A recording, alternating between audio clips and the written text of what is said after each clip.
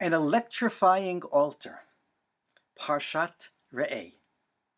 I was on a trip at Tiyul throughout Samaria in Israel a few summers ago, and during the course of that Tiyul, that trip, a few verses in this week's Torah portion came alive before my eyes. The Torah portion of Re'eh, which we read this week, introduces us to a tremendous covenant ceremony that Moses commands the people to enact after his death when they enter the land under leadership of Joshua. And this ceremony is to be enacted upon Mount Gerizim and Mount Ebal. Then, later on in the book of Deuteronomy, Moses gives us the outline of how the ceremony is supposed to look. And part of what he says there in chapter 27 of Deuteronomy is that the ceremony is to be including an altar, the construction of which is to be upon Mount Ebal. And the verses there in chapter 27 at the end of Deuteronomy say as follows, I'm quoting, "An altar of stones. Do not wield an iron tool over them. You must build the altar of the Lord your God of unhewn stones. You shall offer on it burnt offerings to the Lord your God, and you shall sacrifice there offerings of well-being and eat them." End quote. And indeed, later on, in the book of Joshua, the end of chapter 8, we read that this altar was built and the covenant ceremony was put into practice exactly as Moses had commanded earlier before his death in the book of Deuteronomy.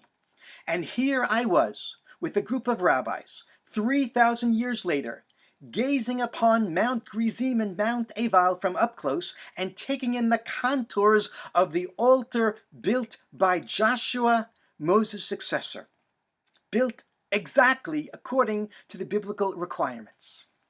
Our guide was a pretty well-known person in his own right, Benny Katzover, and he told the story of his friend Adam Zertal, who had been an archaeologist at Tel Aviv University.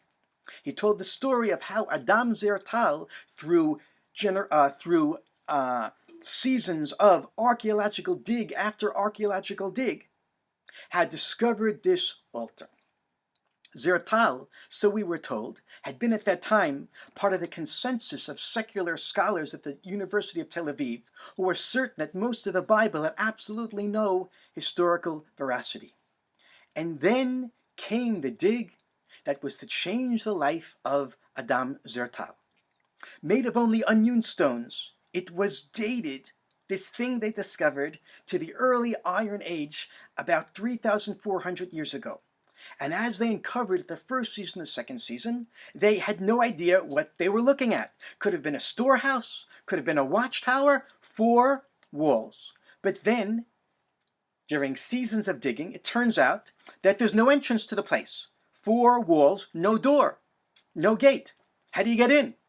The conclusion had to be, you're not supposed to get in. So then what could it be?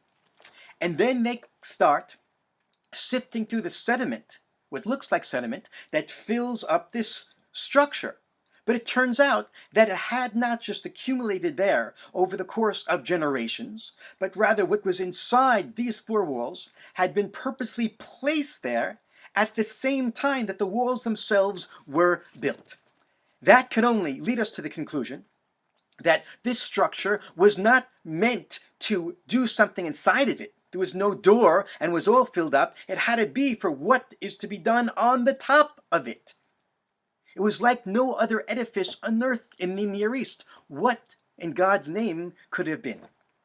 And then they started to discover, round about this structure, a tremendous number of animal bones representing over 700 different animals. Scientific analysis led to the conclusion that all of these animals had been killed and roasted over a very low flame. So what is it? It has to be an altar for animal sacrifice. And then it turns out, through further analysis, that all of the bones were from kosher animals. So it had to be a Jewish altar. And furthermore, all of the animals had been killed during the first year of life, exactly according to the specifications of the Torah. And then they discovered a ramp on the side of the altar. And then the measurements of the altar, completely unlike pagan altars of the period and conforming exactly to the specifications in rabbinic texts. I was almost brought to tears as Katzover described how Zertal, over the course of many seasons of the dig, gradually came to the conclusion that what they had discovered was the altar of Joshua, built according to the specifications of Moses. The dating, the location, the measurements, the bones, it all fit like a glove. Here on the slopes of Mount Eval, the Bible had been corroborated. For Zertal, the discovery was life-changing. It began to change his whole professional orientation towards the biblical text. And here we were, this group of rabbis, spellbound by the saga and by the altar itself.